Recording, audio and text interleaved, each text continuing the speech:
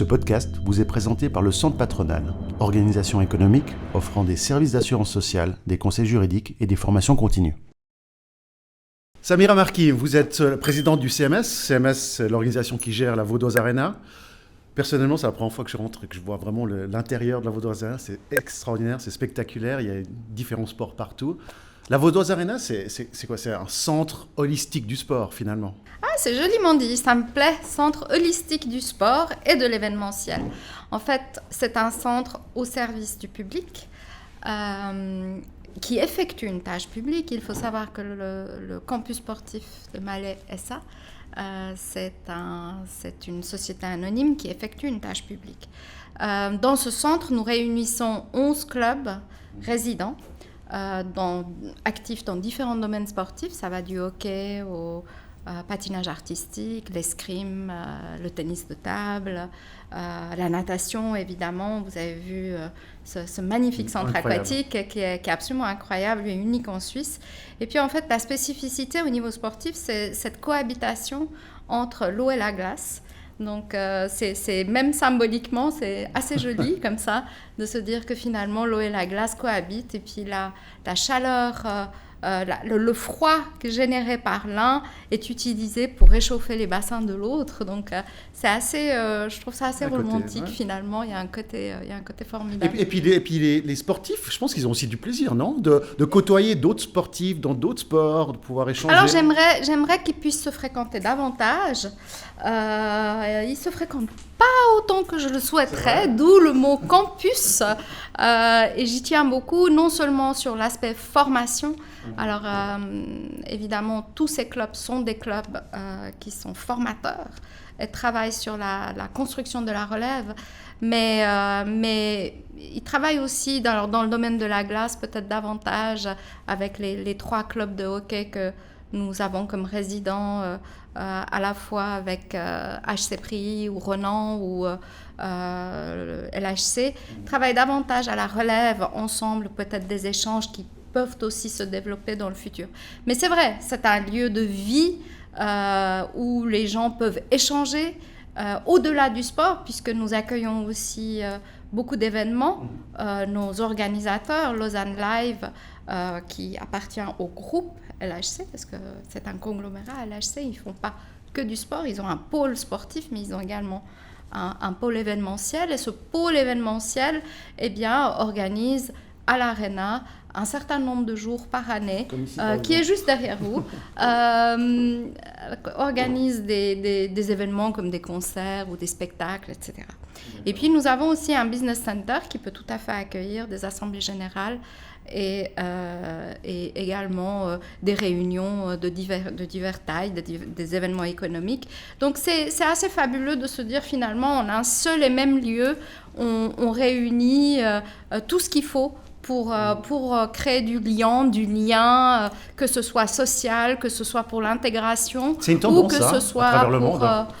De créer des centres qui réunissent énormément de choses. Je pense que c'est une tendance de créer des lieux qui permettent la rencontre, qui facilitent la rencontre et qui permettent la rencontre et la cohabitation en différents mondes, que ce soit le monde économique, le monde sportif. C'est vrai qu'ils ne sont pas très éloignés, on pourrait se demander pourquoi. Est-ce que le sport serait devenu un business ? Et puis le monde du spectacle. Et puis finalement, c'est un immense bâtiment. Et il y a aussi un écosystème autour du bâtiment. Parce qu'un bâtiment comme ça, ça se développe, ça se rénove, ça s'entretient. Donc il y a tout un écosystème économique aussi autour de ce bâtiment. Vous soulignez l'importance des gens, d'avoir des lieux de rencontre. Et c'est vrai que c'est étonnant avec les avancées technologiques, à l'ère du métaverse bientôt, où tout le monde semble être connecté et proche par le digital. À la fin, on revient quand même sur une proximité humaine. Le contact humain, absolument. Je pense que ça ne se remplace pas.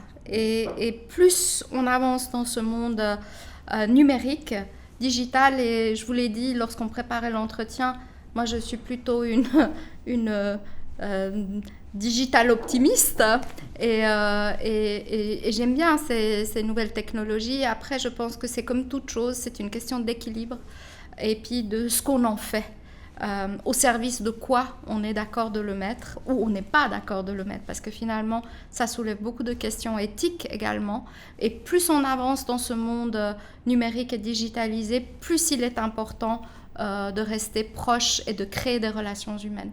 Si vous prenez, par exemple, le marketing digital ou les HR qui se digitalisent aussi, ce sont surtout des tâches qui sont répétitives et récurrentes qu'on numérise au profit du contact humain, pour dégager du temps, que ce soit au RH ou que ce soit aux équipes de vente ou de marketing, pour être davantage proche du client ou proche de l'utilisateur ou proche du collaborateur, d'être sur le terrain. Finalement, on s'enlève un petit peu du temps normé pour donner du temps qualitatif aux gens. Et ça, la nouvelle technologie, ça permet d'augmenter l'être humain en ce sens-là. Mais si c'est pour nous laisser gouverner ou en tout cas perdre le contact à la réalité pour se baigner dans un monde virtuel et renoncer à nos rêves et ne vivre plus que nos rêves à travers des dupliques ou des répliques de nous-mêmes, personnellement, ça ne m'intéresse pas beaucoup. Comment est-ce qu'on finit président du j'adore. Comment est-ce qu'on arrive à ce... On aboutit, on dit pas on finit, enfin. Ce n'est qu'un début. C'est juste. Alors, comment est-ce qu'on arrive à cette étape d'être président du CMS? Vous avez un parcours extrêmement varié, j'ai vu, avec une très forte expérience dans la gestion des ressources humaines, structure RH. Comment ça se fait que vous êtes ici? Comment ça se fait que je suis... Bon, comme vous le dites, c'est un aboutissement. Je pense que c'est une fonction qui synthétise beaucoup de choses en termes de gouvernance. Alors, c'est vrai que j'ai un parcours qui comprend aussi les ressources humaines, comme vous avez pu le constater et le voir, mais qui s'oriente beaucoup sur l'organisation. Que ce soit l'organisation du travail ou que ce soit l'organisation des fonctions support ou de toute la logistique d'un tel lieu. C'est vrai que c'est autour de ceci que mon parcours s'est construit, en particulier dans l'industrie. Et peut-être aussi, il y a un élément qu'on néglige un tout petit peu ou dont on n'a pas encore conscience, c'est que ce lieu draine environ entre 500 et 600 000 personnes par année. Donc, entre les matchs, les spectacles, les 1000 personnes qui viennent nous rendre visite au centre aquatique, plus les autres sports, nous avons environ entre 1000 et 1500 personnes par jour qui viennent, avec des périodes de beaucoup plus forte affluence aussi. Donc, on draine à peu près 500 à 600 000 personnes. Et combien de personnes sont ici pour s'occuper de ces 1500 personnes qui arrivent? Alors, les fonctions support sont surtout gérées par l'équipe du campus, l'équipe que j'ai le bonheur et la chance de chapeauter dans ce complexe. Nous sommes une 50aine de personnes entre les gardes-bains, les techniciens de glace, plus les équipes de communication événementielle. Et puis aussi, il y a les équipes à qui nous avons délégué l'exploitation de la partie catering, qui font partie de ce conglomérat de ce groupe LHC, qui sont en fait LHC Gourmet, qui nous aident dans cette exploitation et qui nous soutiennent pour toute la partie, je dirais, food and beverage ou le spot café que vous voyez en rentrant. Voilà, donc oui, entre les clubs, donc les collaborateurs qui sont sur le site et nous-mêmes, on est à peu près 160 personnes qui vivons et opérons dans ce site. D'accord. Donc voilà. De votre expérience, de vos nombreuses expériences professionnelles, laquelle, si vous regardez un peu en arrière, vous a apporté le plus, selon vous? Ils m'ont tout apporté. Je pense qu'une carrière professionnelle, un parcours professionnel, déjà, elle n'est pas tout à fait dissociable d'un parcours de vie. ça va en général de pair, parce que les décisions et les choix que vous faites sont toujours aussi en fonction de l'être humain que vous êtes et du moment de vie où vous vous trouvez. Vous ne faites pas le même choix lorsque vous sortez de l'université, que vous êtes célibataire, que vous n'avez pas d'obligation, ou lorsque vous êtes maman et épouse et il y a une famille autour. Donc vous ne faites pas chaque fois tous ces paramètres entrent. Je dirais un parcours est un puzzle. Donc chaque pièce du puzzle permet de construire le parcours. Et c'est pour ça que je vous dis, lorsque vous arrivez peut-être dans les instances de gouvernance, que ce soit dans une direction générale, je ne le distingue pas non plus tant que ça, dans une direction générale ou dans un conseil d'administration, eh bien, ça, c'est vraiment des fonctions qui doivent représenter un aboutissement, avoir déjà une maturité, et puis peut-être différentes expériences qui vous permettent de conjuguer le tout ensemble, et puis peut-être être un peu plus aussi sensible aux êtres humains qui vous entourent. Vous dites c'est des pièces, chaque expérience est une pièce du puzzle, j'aime beaucoup cette métaphore, mais est-ce que vous aviez déjà l'image finale sur la boîte du puzzle? Ah, pas du tout. Quel ennui, mon Dieu, non, quelle horreur, non. C'est-à-dire le premier jour de me dire, je vais être. Non, non. D'abord, je ne crois pas du tout à ça. Vous y croyez pas? D'avoir une vision et puis de... non, pas du tout, parce que je pense qu'il faut laisser la place à l'itérative dans sa vie, de se dire j'essaye ci, j'essaye ça, et d'être curieux, d'être ouvert. Moi, je suis un peu comme ça, en tout cas. J'ai pas de jugement sur les gens hyper brillants qui projettent leur carrière dès le premier jour, tant mieux pour eux. Moi, je trouve ça profondément ennuyeux. Je n'ai jamais dit « je veux être ». Je me suis toujours laissée un peu porter par les rencontres, les événements de la vie. Et j'ai essayé d'intégrer. J'ai essayé d'intégrer, puis d'être ouverte et curieuse des choses. Et finalement, les choses arrivent toujours aussi au moment où vous ne les attendez pas. Donc, il faut laisser un peu de place aux surprises de la vie. Laisser un peu de place à l'inconnu. Si vous projetez tout, c'est pas intéressant. Les opportunités, elles viennent à nous parfois. Vous pensez que votre situation, vous avez dit avant... une carrière professionnelle étroitement liée à la vie privée aussi, en fonction de... Vous pensez que certaines opportunités arrivent parce qu'on est dans un meilleur état d'esprit, que c'est lié, que les portes s'ouvrent lorsqu'on est dans une bonne phase de sa vie ou un meilleur état d'esprit? Je pense que pour être dans des bonnes phases de sa vie, il faut passer par les mauvaises phases de sa vie et les accepter. L'un ne va pas sans l'autre. Donc, je pense qu'il faut accepter de se planter, d'échouer, de se relever, de souffrir, de pleurer, pour pouvoir rire et profiter, puis avoir un peu de gratitude face aux bonnes choses qui vous arrivent. Et puis là, en général, ça vient, quoi. Oui, en effet. Vous avez eu dans votre parcours professionnel vraiment un échec, vous vous souvenez, une cassure? J'en ai eu plein, et puis j'ai eu plein de succès aussi. Oui, il y a des projets sur lesquels je me suis plantée, il y a des relations humaines dans lesquelles je n'ai pas forcément brillé, il y a des séances où je me suis dit je l'aurais fait autrement, flûte, même à la sortie de la séance en disant je suis frustrée. Oui, il y a plein de moments dans la vie professionnelle où vous dites si c'était à refaire, j'aurais peut-être fait, mais finalement non. Finalement non, parce que c'est tout ça qui constitue un apprentissage. Vous avez aussi, vous faites beaucoup de choses en fait. Vous avez aussi une activité de consulting à côté. Mm-hmm. Qu'est-ce que cette activité vous apporte dans votre rôle ici? Je pense pas mal de choses. Ça vous apprend à poser les bonnes questions. D'accord. Parce que je pense que ce que le monde du consulting, en tout cas moi, m'a apprise, et aussi ça m'a fait grandir vers le monde de la gouvernance et d'une direction générale, il est faux de croire que nous devons avoir les réponses. Par contre, je pense que notre rôle en tant que dirigeant, c'est de choisir des bonnes personnes, de s'entourer des bonnes personnes et de poser les bonnes questions pour les faire avancer, eux, de leur laisser leur succès et puis d'assumer leur échec. Quand ils se trompent ou ils se plantent, c'est vous. Oui. C'est pas eux, c'est pas votre équipe.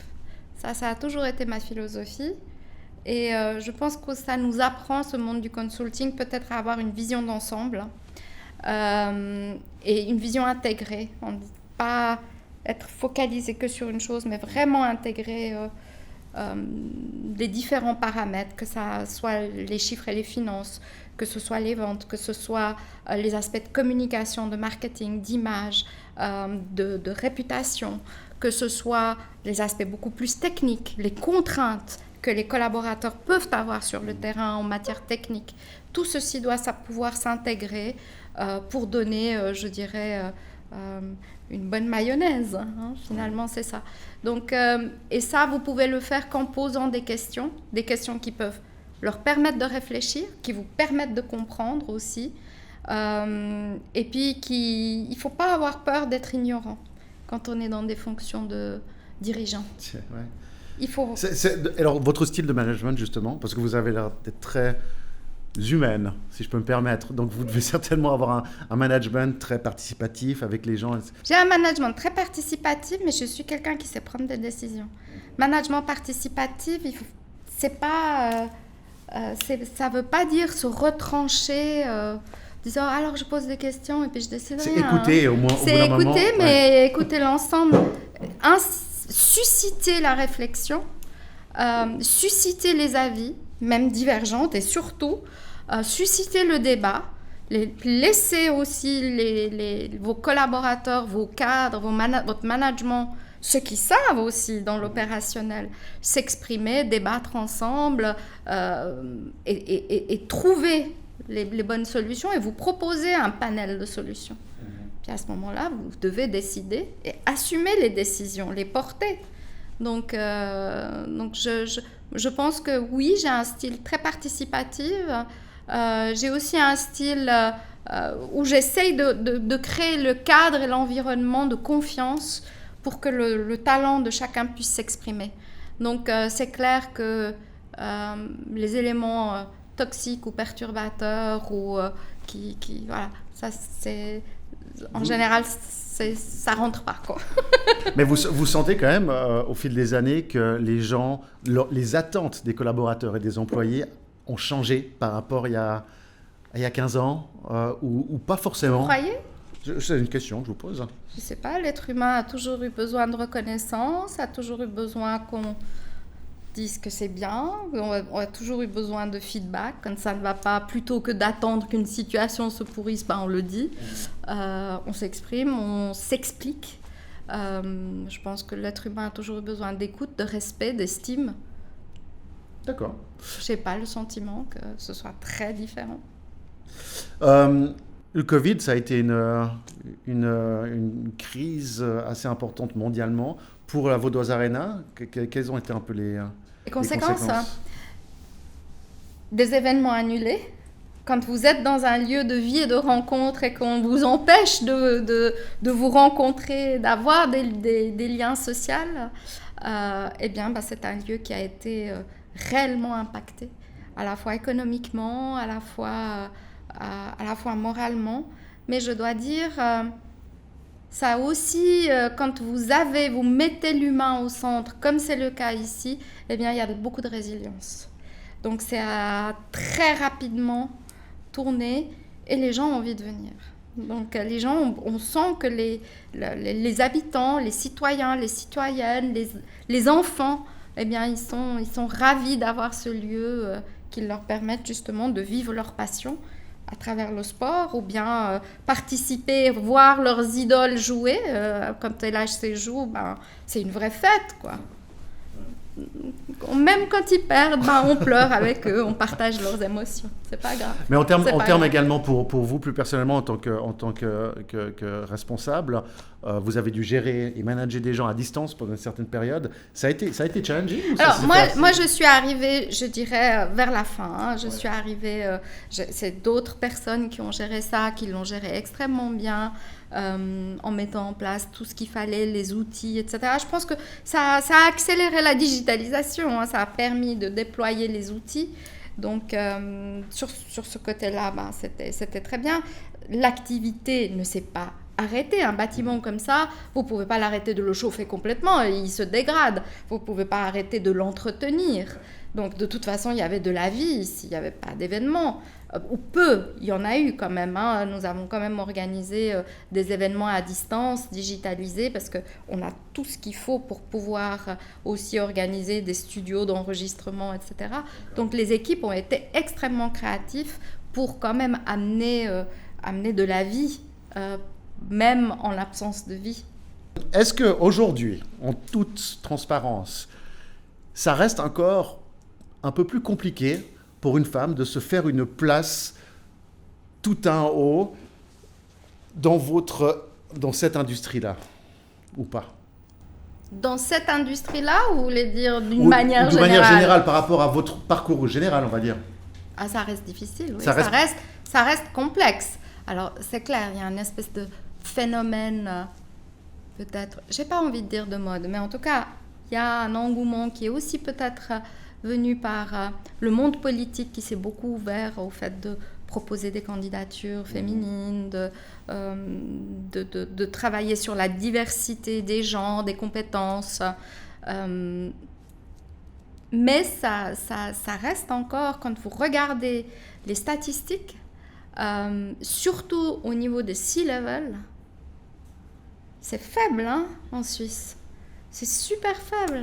C'est moins de 10% encore. Des femmes CEO dans notre pays, vous n'en avez pas beaucoup. Non. Et au niveau des C-level, ça reste. Donc, qu'est-ce que ça veut dire? Ça veut dire qu'il y a un gap dans la construction du management, c'est-à-dire de management intermédiaire vers le step plus haut. Et c'est extrêmement étonnant parce que quand vous regardez les diplômés universitaires, majoritairement ce sont des femmes. Donc plus de 50%, ça avoisine les 53% des diplômés universitaires dans notre pays sont des femmes. Lorsque vous regardez les comités de direction, il n'y en a pas beaucoup. Et lorsque vous regardez les conseils d'administration, alors ça c'est un peu mieux. Il y a un vrai mieux au niveau des conseils d'administration. Mais concrètement, vous, dans votre parcours, vous l'avez ressenti comment Il a fallu lutter, il a fallu travailler plus, il a fallu oser, il a fallu faire preuve d'audace, il a fallu accepter des séances qui se terminaient tard ou des séances posées très tôt le matin, alors que vous aviez quand même un bébé ou un enfant, il faut s'organiser, ça demande des efforts et des sacrifices. Alors, j'espère que pour ma fille qui a 19 ans aujourd'hui, ça sera plus simple, mais il a fallu lutter, c'est clair. Et le chemin n'est pas balisé, donc je pense que notre génération et la génération aussi d'avant, de toutes les femmes avant, parce que ça n'a pas commencé par nous, c'est des lignées de femmes qui ont ouvert beaucoup de portes, qui ont enfoncé qui ont vraiment, je pense, nous avons balisé le chemin. Maintenant, c'est aussi à la nouvelle génération aussi de jeunes hommes, de garçons aussi. Les mères que nous sommes avons éduqué les fils.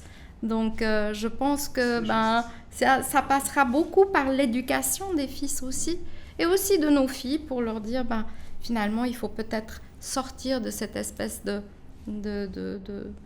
relation binaire. Et finalement, le rapport au travail, à la compétence, à la diversité des compétences, elle ne se situe pas au niveau des genres, mais au niveau de l'expérience, de l'expertise, de l'âge. Je crois davantage à une diversité, je dirais, d'expérience et de parcours de vie, de maturité de vie, et cette mixité qui est extrêmement intéressante. On parle très peu de mixité d'âge, mais des gens qui ont 50, 55 ans dans les structures, ou 60 ans avec des plus jeunes, en général, ça donne une mayonnaise fantastique. C'est détonnant parce que l'un et l'autre s'apportent. Donc ça, j'aime beaucoup aussi. Moi, j'ai envie de sortir de un jour, de me dire, finalement, cette question de genre, elle ne se pose plus du tout. On n'en parlera plus. Mais ce n'est pas encore le cas. Samira Marki, merci beaucoup pour votre temps. C'est moi qui vous remercie.